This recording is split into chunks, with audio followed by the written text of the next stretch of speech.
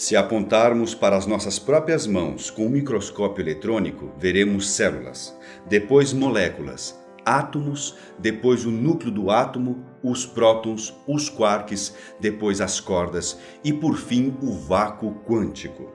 Existem várias correntes da física e formas diferentes de suas análises quanto o assunto é física quântica.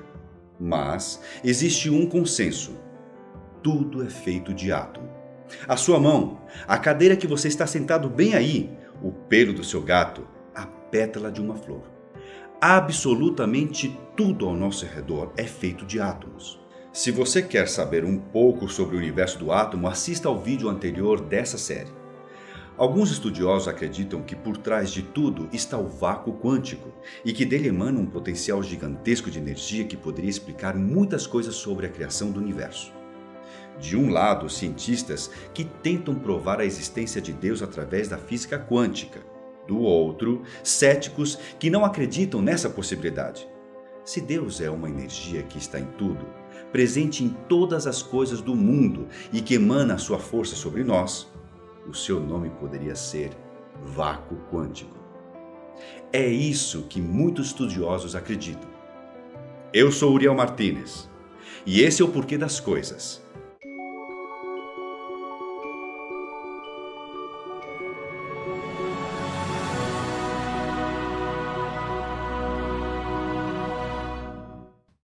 O vácuo quântico pode ser descrito como um mar de energia infinita de onde tudo nasce.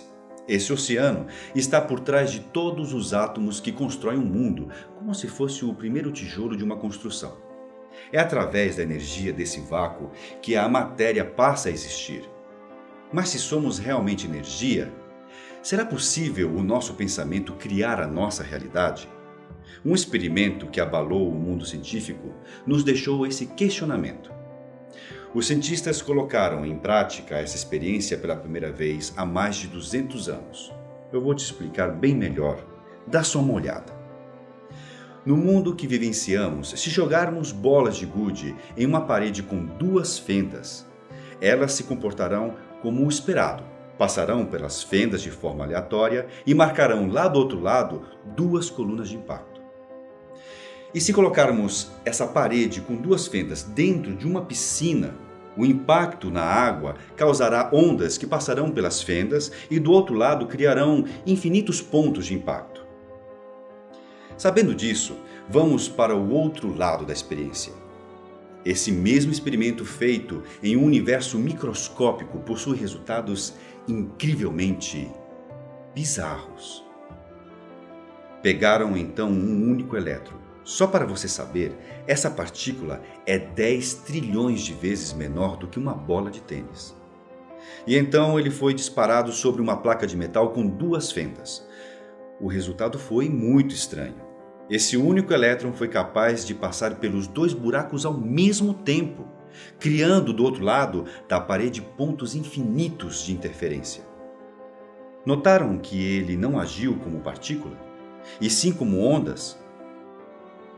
Mas como isso aconteceu? Como um objeto consegue estar em dois lugares ao mesmo tempo? Esse se tornou o experimento fundamental da mecânica quântica. É comum pensar que os elétrons são partículas, como bolinhas de gude, por exemplo, só que muito, mas muito menor. Mas nesse experimento o elétron se comportou como uma onda, criando do outro lado infinitos pontos de interferência. E não somente dois pontos de impacto como era o esperado. Procurando então respostas, eles colocaram um objeto observador na entrada dessas fendas para saber como esse elétron agia. Eis uma grande surpresa. Ele se comportou de forma diferente da primeira vez, como uma bola de gude e não como ondas. Apontaram então que aparentemente o comportamento da matéria quântica é bem diferente de quando nós estamos observando e quando não estamos. E que isso aconteceria basicamente pela influência energética que o observador exerceu sobre a partícula. Bruce Lipton, em seu livro Biologia da Crença, afirma: a física quântica descobriu que os átomos físicos são constituídos de vórtices de energia que giram e vibram constantemente. Cada átomo é um centro que gira e irradia energia e cada um deles tem uma assinatura e constituição próprias.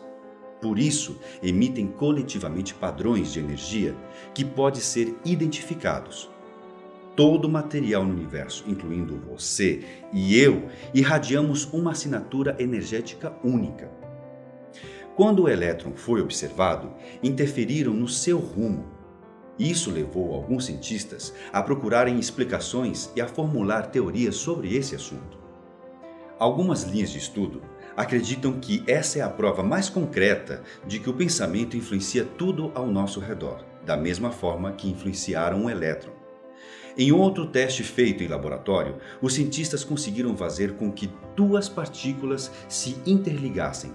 Juntaram duas partículas e depois as separaram em distâncias gigantescas. Ao movimentarem uma das partículas, automaticamente a outra realizou o mesmo movimento. Comprovaram cientificamente que elas passaram a se comportar de forma interligada, como se não houvesse espaço entre elas. Esse fenômeno é conhecido como entrelaçamento de partículas e pode explicar perfeitamente a possibilidade da telepatia e reforça a ideia de que o pensamento pode modificar nossa realidade. Atualmente, a física entende que os elétrons podem ser ondas e partículas ao mesmo tempo, dependendo da forma como nós, observadores, agimos. Essa dupla característica, aparentemente contraditória, é chamada de dualidade onda-partícula.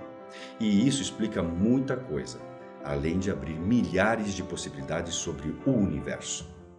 Somos matéria ou energia? O elétron é partícula ou onda? A resposta para as duas perguntas é simplesmente a mesma. Somos tudo ao mesmo tempo. Por isso, a mente e o corpo devem seguir juntos. Segundo estudiosos de física quântica, pensamentos negativos atraem acontecimentos ruins. E dessa forma, atraímos a doença, as dívidas, relacionamentos ruins e etc. Assim como observar o elétron fez com que ele mude o comportamento, agir na vida com um pensamento ruim te trará uma realidade desagradável. Se o nosso pensamento atrai a nossa realidade, então somos responsáveis pelas energias que atraímos para nós. Por exemplo, quando pensamos muito e temos medo de ser assaltados, saímos de casa com esse pensamento, logo a energia que você emana pode estar em sintonia com aquela pessoa que já sai de casa pensando em assaltar. Mas se tudo o que eu penso pode acontecer, daí você me pergunta: então por que eu nunca acerto a bolada da Mega Sena? O motivo é que você não acredita de verdade que pode ficar milionário de um dia para o outro. Somos mais condicionados a acreditar que seremos assaltados ao invés de ganhar uma bolada na Mega Sena. E você, o que tem pensado nos últimos dias? Está pensando em adquirir mais conhecimento? Então inscreva-se no nosso canal. Esse foi o Porquê das Coisas. Até a próxima dimensão.